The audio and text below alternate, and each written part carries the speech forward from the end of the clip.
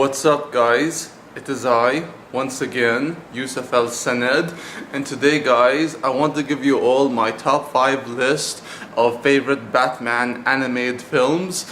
And guys, I've been wanting to do this list for a very long time because I'm a huge Batman fan. I love Superman to death. He will always be my #1 favorite, but I just love me some Batman. And here's how the list goes. My #5 pick for favorite Batman films is Batman the Killing Joke. Now, this is a very controversial choice because many people hate the movie. Some people like it, and there are others who are very mixed about it. But for me, and the minority of people who like it, I think the Batman the Killing Joke is a really good film, and I personally think that Barbara Gordon slash Batgirl serves as a great opening for the story and how it develops her and shows there's more to her than just being a victim or someone to humiliate to get to Batman or Commissioner Gordon like in the graphic novel. And Barbara has a lot more to do, and of course I love Tara Strong, and guys, you will hear a lot of love for Tara Strong in this video because Tara Strong, God, I have the biggest crush on her, I really do.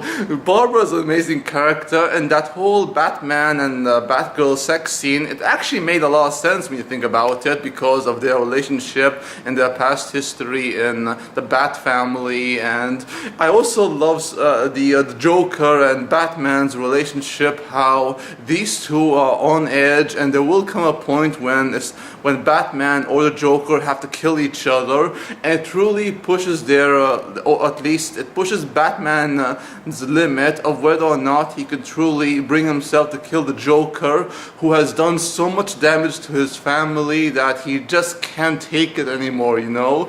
And The Killing Joke is not the best Batman film, but it is by far one of my favorites. At #4, we have Batman Assault on Arkham, and this movie focuses mainly on the Suicide Squad.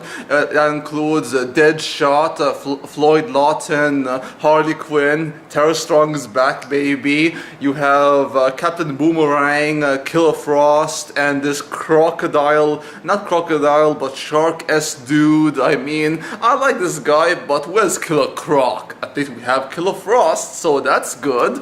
And this movie shows the Suicide Squad going on Arkham to kill the Riddler, which is a task given to them by Amanda Waller, and they aren't sure exactly why they're supposed to kill the Riddler or Edward Nygma, but they have to, and Batman, who serves as a supporting character in this movie, is going to stop them, but not if the Suicide Squad and the Joker have something to say about it.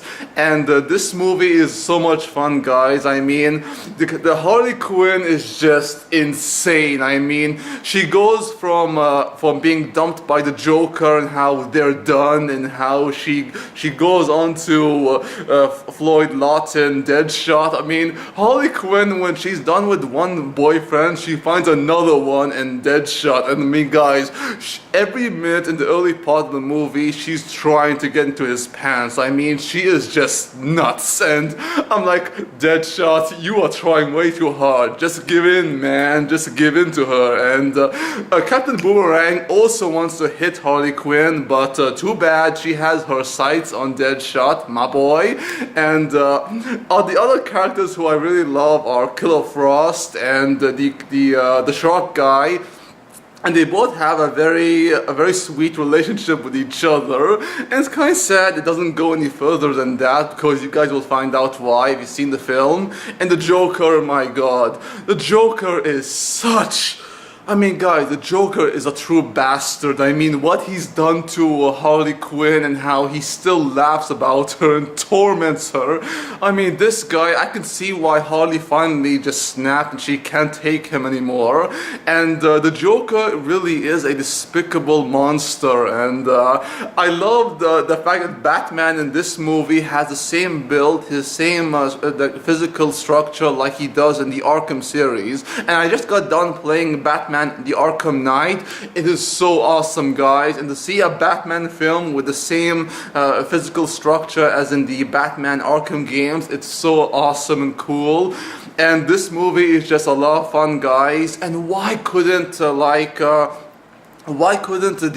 Suicide Squad by David Ayer be just as good as this one? I mean, as much as I like that movie, this movie is the definitive Suicide Squad movie. It really is. At number 3, we have Batman Under the Red Hood, and this movie focuses on the aftermath of Jason Todd, aka the second Robin's death. And Jason Todd was killed by the Joker in the Batman Death in the Family comic book. Jason Todd comes back to life at some point in the comic. I don't know which issue it was, but he comes back to life by the Lazarus Pit, and he goes nuts because the Lazarus Pit does bring someone to life, or it repairs their injuries or past wounds. But in the case of Jason Todd, him coming back to life, it makes him go insane, and Jason Todd becomes a vigilante trying to put a stop to the mob bosses'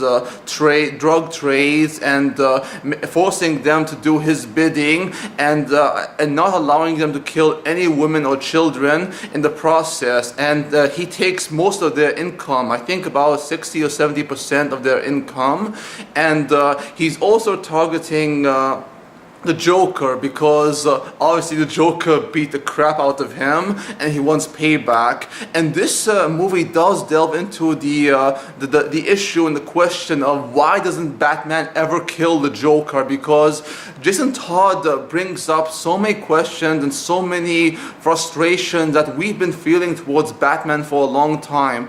Why can't you just kill this one man, this one monster, the Joker? After everything he's done to the Bat family, to the people they love, and the millions in Gotham, how could you let this monster still live? And Batman's answer to that is not his moral code, but something much deeper than that. This is a really amazing take on the Batman story, especially when you bring Jason Todd as the Red Hood and how he questions Batman's morals. It's so awesome, and I really love Jason Todd in the film. He is truly an amazing character, and one I really feel bad for. And the Joker, God, can this guy be any more of a scumbag? I don't know. At number 2, we have Batman: The Dark Knight Returns. And guys, I was going to add this as my number 1 pick, but because the number 1 pick I love for personal reasons, Batman: The Dark Knight Returns is actually my number 2 pick. And I really love this movie because how it shows Batman as an older grandpa Batman, if you will, and how he longs for the days of his crime fighting, and how he looks back on his life, how it was with the people he knew, like Selina Kyle, and his constant battles with the Joker and Commissioner Gordon, who was about to retire. It's a really amazing film, and we see other characters from the Justice League, like Oliver Queen, who's now one-armed, and we see Superman, who's like the president's favorite pet, if you will, and how he tries to put a stop to Batman in the second part of the Batman Dark Knight Returns story, and Batman and Superman of course battle. But besides their epic battle, you also have Batman encountering the Joker for the last time, and how Batman says something which I really love in the film, which is, "I am done playing your games, Joker." I mean, finally, Batman has just had it, because the Joker in this film, guys, he really, oh my god, he really is the absolute worst. The fact that this movie is separated into 2 films is really amazing, and I really love how much they delved into the character of Batman in his senior years. It really is a remarkable story and a remarkable film in general. And finally, my number 1 pick is Batman: Mask of the Phantasm. And guys, This movie is my personal pick because I love how the origin story of Batman slash Bruce Wayne is slightly tweaked a bit because it introduces a love interest in Batman's life or Bruce Wayne's life, Andrea Beaumont, and how Andrea is actually someone who inspires Batman in a way, or Bruce Wayne in a way, to become the Batman, the Dark Knight himself.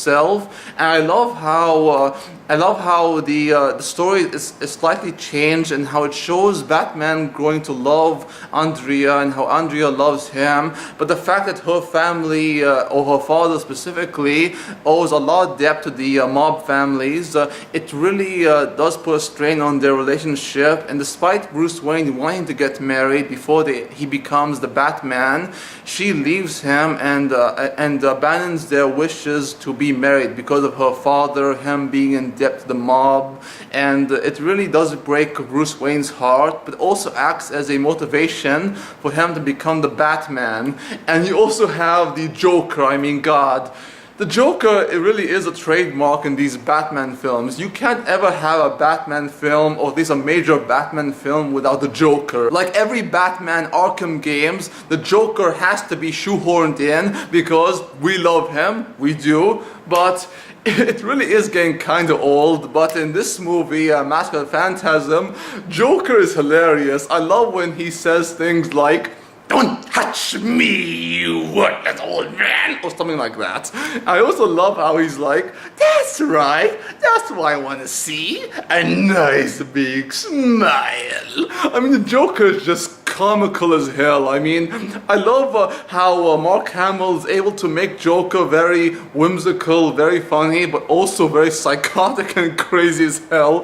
And the fact that the Mask of Phantasm, this unknown vigilante, is causing terror among the crime families, and how he's framing Batman for the murder of these crime bosses. The Joker soon discovers that the Mask of Phantasm is not Batman. Out of all the Batman films I love, Mask of Phantasm has a special place in my heart, and it really is my favorite Batman film of all time. And each one of these movies are so great, guys, and you've got to check them out, as well as Batman Year One, and so many other Batman films that I hope to check out, like Sub-Zero and Son of Batman, and Batman vs. Robin, and Batman vs. Dracula. Yes, they actually made that. And yeah, Batman is everywhere in pop culture, and what can we do? We love him. Anyways, guys, that's the end of my top 5 list of my favorite Batman animated films. Hope you enjoy it. And if you want to see more from me, then please like, comment, subscribe, and please check out my gaming channel where I talk about games, do let's plays, and all kind of good stuff. Until next time, peace out, take care, adios, amigos, au revoir, and sayonara.